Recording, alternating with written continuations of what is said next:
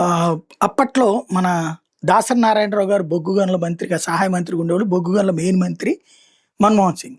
ఆ తర్వాత కాలంలో బొగ్గు కుంభకోణం జరిగిందని జెప్పేసి కాంగ్రెస్ హయాంలోనే కేసు కట్టడం, దాసరికి సంబంధించి కూడా ఫేస్ చేయడం ఇదంతా చూసాం. ఈలోపు ఆయన చనిపోయారు. నడిచింది. బట్ ఆయన కేసును ఫేస్ చేయాల్సొచ్చింది. అయితే ఈ బొగ్గు గనుల కుంభకోణంలో వీళ్ళకి గూడా తెలీదు. చేసుకొచ్చింది ఎవరయ్యా అంటే అధికార యంత్రాంగం, అధినాయకత్వం. దాంట్లో ఇబ్బంది పడినటువంటోడు దాసనార్. ఇదంతా ఇప్పుడు ఎందుకు చెప్పాల్సొచ్చిందంటే, కంట్రోలర్ అండ్ ఆడిటర్ జనరల్ అప్పట్లో పనిచేసినటువంటి వ్యక్తి ఇప్పుడు బయట పెట్టినటువంటి అంశం. ఆహ్, కాగ్ అప్పటి అధికారి శేష్ కుమార్ ఇప్పుడు ఒక పాయింట్ చెప్పుకొచ్చారు. కాంగ్రెస్ నేతృత్వంలోని యూపీఏ అధికారంలో ఉన్నప్పుడు 1.86 లక్షల కోట్ల బొగ్గు కుంభకోణం నిజం. వాస్తవంగా మా ఆడిటర్లని అక్కడ తీసుకెళ్ళి ఒక బాత్రూమ్ పక్కన చిన్న ప్లేస్‌లో కూర్చోబెట్టారు. ఫైల్స్ గూడా మా చేతికి ఏమి ఇవ్వలేదు. దర్యాప్తును గూడా జరగనివ్వలేదు. అసలు ఫైల్స్ అన్నీ దాచిపడేశారు.